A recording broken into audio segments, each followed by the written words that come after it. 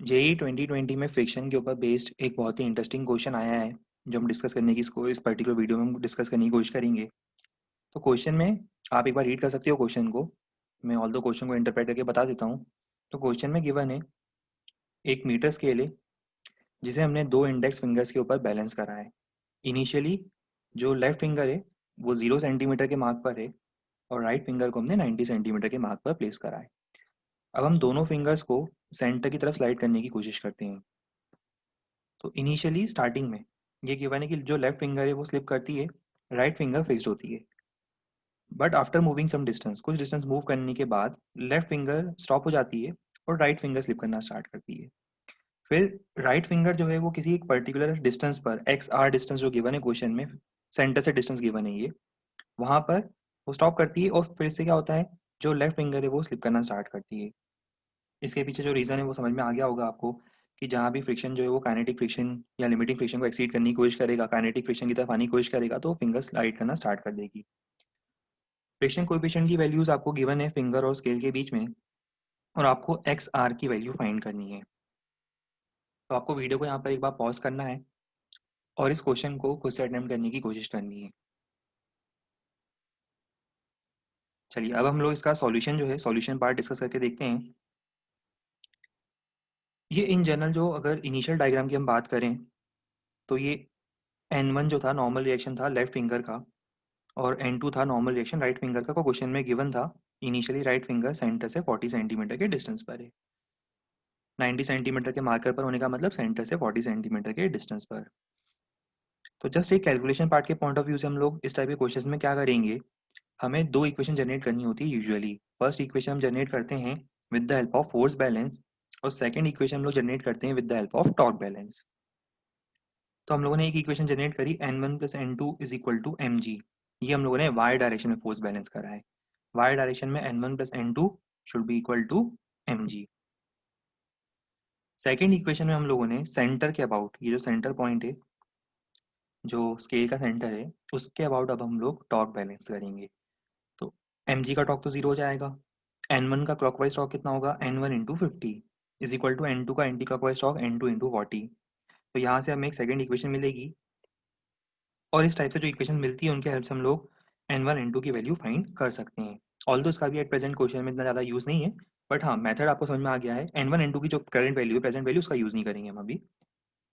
Situation थोड़ा सा और आगे ले जाते हैं। क्वेश्चन में हमें गिवन है कि अब जब ये जो डिस्टेंस था, जब लेफ्ट फिंगर जो है एक्सएल डिस्टेंस पर आ जाती है, यहाँ आ जाती है लेफ्ट फिंगर, ये गिवन था। जब लेफ्ट फिंगर इस डिस्टेंस पर आ जाती है तो अब लेफ्ट फिंगर रुक जाती है और अब राइट फिंगर स्लाइड करना स्टार्ट करेगी। तो इस पर्टिकुलर पोजीशन पर ये जो नया डायग्राम है इसके अकॉर्डिंग हम वर्क करना स्टार्ट करते हैं।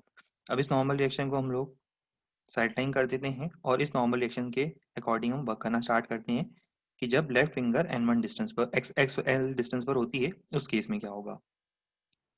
तो अगेन टॉर्क बैलेंस की equation N1 into X L is equal to N2 into 40। और अब क्योंकि यहाँ पर हम ये बोल सकते हैं कि जो लेफ्ट फिंगर है अब वो रुकने वाली है और राइट फिंगर स्लाइड करेगी, तो इसका मतलब क्या होगा, जो राइट फिंगर है वहां पर फ्रिक्शन लिमिटिंग फ्रिक्शन के ऑलमोस्ट पास आ चुका है। अब राइट फिंगर स्लाइड करने ही वाली, इसका मतलब वहां पर जो फ्रिक्शन होगा वो जस्ट लिमिटिंग फ्रिक्शन को रीच कर चुका है। तो देखो हम लोगों ने यही इक्वेशन लिखी है, F R kinetic on finger 1 is equal to F R limiting on finger 2।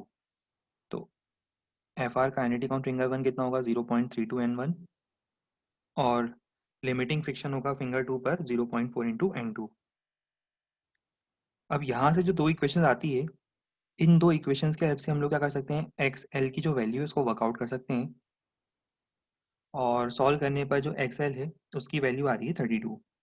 इसका मीनिंग क्या होगा कि सेंटर से 32 सेंटीमीटर के डिस्टेंस पर जो लेफ्ट फिंगर है वो स्टॉप कर जाएगी और राइट फिंगर अब मूव करना स्टार्ट करेगी। चलिए अब हम सेम प्रोसेस जो है वो राइट फिंगर पर अप्लाई करते हैं। अब फाइनली हमें क्वेश्चन में गिवन है कि जो एक्स आर डिस्टेंस है वहाँ पे राइट फिंगर स्टॉप होती है और वापस से लेफ्ट फिंगर मूव करना स्टार्ट करेगी। तो अगर हम ये मानते हैं कि सेंटर से एक्स आर डिस्टेंस पर अब राइट फिंगर जो है वो ऑलमोस्ट स्टॉप होने वाली है, तो जो नया डायग्राम होगा उसके अकॉर्डिंग N1 और N2, ये जो डिस्टेंस था ये तो 32 सेंटीमीटर हम लोग ऑलरेडी फाइंड कर चुके हैं। और ये डिस्टेंस हमने एज्यूम करा है एक्स आर के इक्वल। जो क्वेश्चन में हमें गिवन है एक्स आर के इक्वल डिस्टेंस जो हमें फाइंड करना है। अगेन फर्स्ट इक्वेशन सेंटर के अबाउट टॉप बैलेंस की इक्वेशन, और सेकंड इक्वेशन में इस बार हम लोग क्या करेंगे, जो लेफ्ट फिंगर होगी, अब लेफ्ट फिंगर क्योंकि स्लाइड करना स्टार्ट करने वाली है, तो लेफ्ट फिंगर पर जो फ्रिक्शन है वो ऑलमोस्ट लिमिटिंग को रीच कर चुका होगा। तो वही हमने लिखा है कि limiting friction on left finger या first finger is equal to kinetic friction on second finger. तो बस एज इट इज हम लोगों ने इसी कंडीशन के हेल्प से अब हमें N1 N2 में एक और रिलेशन मिलेगा। अब जब हम इसको डिवाइड करेंगे, सिंप्लीफाई करेंगे, तो सिंप्लीफाई करने पर हमें फाइनली एक्स आर की वैल्यू मिलेगी, जो कि आ रही है समवेयर अराउंड 25.6 सेंटीमीटर। तो बेसिकली ये वो डिस्टेंस है जिस डिस्टेंस पर आकर अब राइट फिंगर स्टॉप करेगी और लेफ्ट फिंगर फिर से मूव करना स्टार्ट करेगी, और ये प्रोसेस आगे रिपीट होता रहेगा।